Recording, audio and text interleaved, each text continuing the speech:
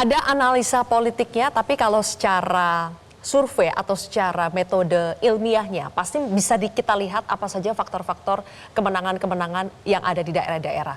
Dan LSI kami tahu melakukannya, LSI juga melakukan exit poll di beberapa TPS begitu ya.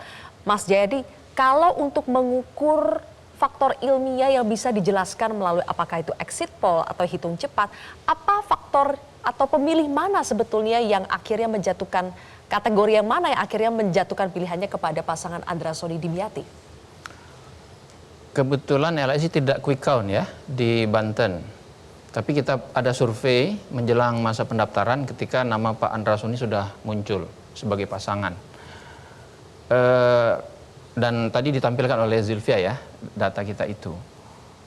Pasti ada, menurut saya, faktor apa yang memenangkan Pak Andra Sony? Jawaban sederhananya pasti ada sesuatu yang luar biasa. Entah itu strategi, entah itu terobosan, apa. Cuma dari diskusi tadi, saya belum ketemu yang faktor luar biasa itu.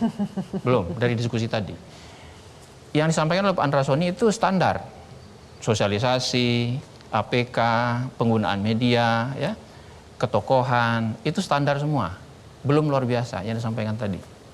Oke, mungkin yang luar biasa adalah endorsement Pak Prabowo.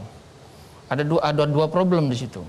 Kalau endorsement Pak Prabowo yang sudah bekerja, karena itu faktor terkait euforia presiden, harusnya itu sudah tercermin di survei di bulan Agustus. Kan pilpresnya bulan Februari. Harusnya endorsement itu sudah terlihat karena Pak Andra Sony sudah muncul sebagai kader Gerindra. Tapi itu belum terlihat. Yang kedua, endorsement itu endorsement khusus, kalau Anda kan pengen tahu endorsement khusus. Itu kan dibantah oleh Pak Astrio. Endorsement itu tidak khusus. Endorsementnya itu ya untuk kader-kader Gerindra dimanapun gitu. Jadi endorsement khusus Pak Prabowo juga tidak menjadi faktor luar biasa di situ karena tidak terlihat. Kalau yang menjadi faktor juga ketidaksukaan orang pada dinasti. Kenapa survei-survei selama setahun setengah terakhir terlihat tidak menunjukkan ketidaksukaan terhadap dinasti Airin? Satu, harusnya kan tercermin. Misalnya di survei banyak sekali masyarakat yang menyatakan tidak akan memilih. Lalu ditanya, kan ada tuh di survei-survei, ya misalnya di LSI, apakah Anda mau datang ke TPS? Kebanyakan mau datang. Seharusnya kalau mereka protes terhadap dinasti di Banten, terutama dinasti yang tercermin di Airin, harusnya kan mereka kebanyakan tidak akan mau datang, misalnya itu. Yang kedua, Pak Andra Sony didampingi Pak Dimyati. Kita tahu Pak Dimyati pun bagian dari dinasti di Banten kan banyak. Ya, ada beberapa yang cukup besar yang kita kenal kan. Dinasti Ratu Atut, dinasti Pak Dimyati, dinasti Jayabaya, dan berapa lagi. Saya bukan orang Banten, cuma melihat itu dari jauh ya. Jadi faktor dinasti pun, faktor anti dinasti pun tampaknya tidak bisa dijadikan alasan untuk menjadikan faktor luar biasa yang membuat Pak Andra Sony menang.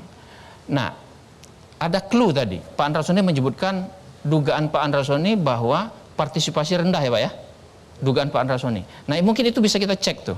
Yang tidak berpartisipasi di Banten itu siapa? Apakah pemilih Airin misalnya? Kalau pemilih Airin ternyata tidak berpartisipasi, nah mungkin itu salah satu faktor yang bisa kita lihat. Tapi sekali lagi itu kan masih di subject to research, masih harus dilihat secara lebih detail gitu.